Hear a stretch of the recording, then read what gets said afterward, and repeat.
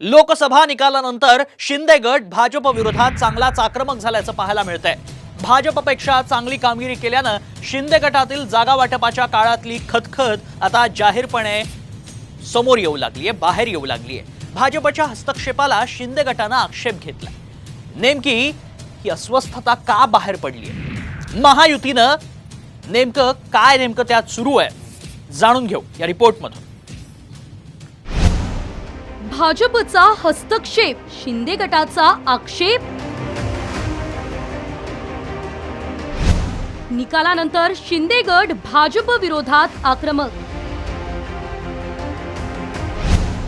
Strike rate वाढला, सगळा हिशोब काढला।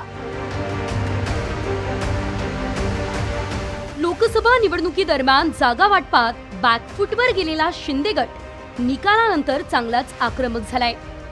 महायुतीच्या जागा वाटपापासून उमेदवारांच्या निवडीपर्यंत काही प्रतिष्ठेच्या जागांवर अखेरपर्यंत घोळ घातल्यामुळे शिंदेंच्या शिवसेनेला तब्बल 4 जागांचा फटका बसलाय। आणि हे दुसरं तिसरं कुणी नव्हे तर थेट शिवसेनेच्या वर्धापन दिनाच्या जाहीर भाषणात मुख्यमंत्री एकनाथ शिंदेंनीच बोलून दाखवलंय। रामदासबाई, आपण आणखी 3-4 जागा नक्की जिंकलो असतो। या जागा 5 जागा माझा विश्वास होता, आत्मविश्वास होता, पण आपण का जागा हारलो ते आपल्या सगळ्यांना माहित आहे। मी त्याच्यामध्ये जाऊ इच्छित नाही। भाजपला 28 जागा लढवून 9 जागांवर विजय मिळवता आला, तर शिंदेंच्या शिवसेनेने 15 जागा लढवून 7 जागांवर विजय मिळवला। त्यामुळे शिंदे गटाचा स्ट्राइक रेट भाजपच्या दुप्पट आहे। त्यामुळे शिंदे गटात तीव्र नाराजीचा सूर उमटू लागलाय। सर्वेक्षणाच्या नावाखाली शिंदे गटातल्या यवतमाळच्या भावना गवळी, हिंगोलीचे हेमंत पाटील आणि रामटेकचे कृपाल तुमाणे या 3 विद्यमान खासदारांचं तिकीट कापण्यात आलं होतं, तर नाशिकमध्ये अखेरपर्यंत हेमंत गोडसे यांच्या तिकीटचा घोळ घालण्यात आला होता। त्याचा फटका बसल्याचा आरोप शिंदे गटाचे नेते रामदास कदम यांनी केलाय। तसंच भाजपच्या हस्तक्षेपावर आक्षेप घेत यापुढे मोदी आणि शहांसोबत चर्चेसाठी आपल्याला नेत चला अशी गळच त्यांनी मुख्यमंत्र्यांना घातली आहे।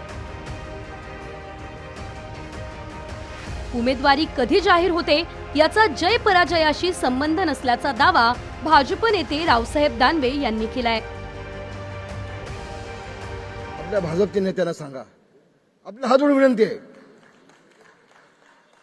मला माहिती आहे कोण बोलणार नाही या विषयावरती।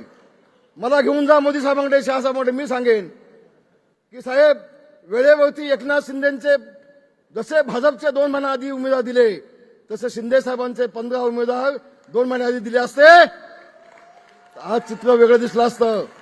पण एकदा शिवसेनेचा उमेदवार एकनाथ शिंदेंनी जाहीर केला की भाजपची मंडळी उठली, आमची जागा, आमची जागा, आमची जागा हवे। हे काय भानगड काय साहेब? हे थांबवा शिंदे साहेब, नाही तर मला घेऊन जा। अशी वेगवेगळ्या प्रकारची गणितं राजकारणात मांडल्या जातात। याचा अर्थ असा नाही की ते डिक्लेअर केले असे निवडून आले। आता आमचे संभाजीनगरचे उमेदवार ऐन वेळी डिक्लेअर झाले, निवडून आले, असं नसतं राजकारणात। तरी अनेक उमेदवार असे अगदी वेळेवर शेवटी विड्रॉल पर्यंत डिक्लेअर होत नाही, डिक्लेअर गेले आणि निवडून आले। लोकसभा निवडणुकीत सर्वेक्षणाच्या नावाखाली शिंदे गटाला 2 अंकी जागा देण्यासही भाजपचा विरोध असल्याची त्यावेळी जोरदार चर्चा होती। मात्र भाजपपेक्षा निम्म्या जागा लढवून शिंदे गटाने सरस कामगिरी केली। त्यामुळे विधानसभेच्या जागा वाटपापूर्वीच शिंदे गटाने वर्धापन दिनाचं औचित्य साधून आत्तापासूनच भाजपवर दबावाचं राजकारण सुरू केल्याचं दिसतंय।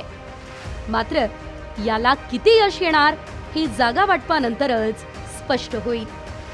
ब्युरो रिपोर्ट, साम टीव्ही न्यूज।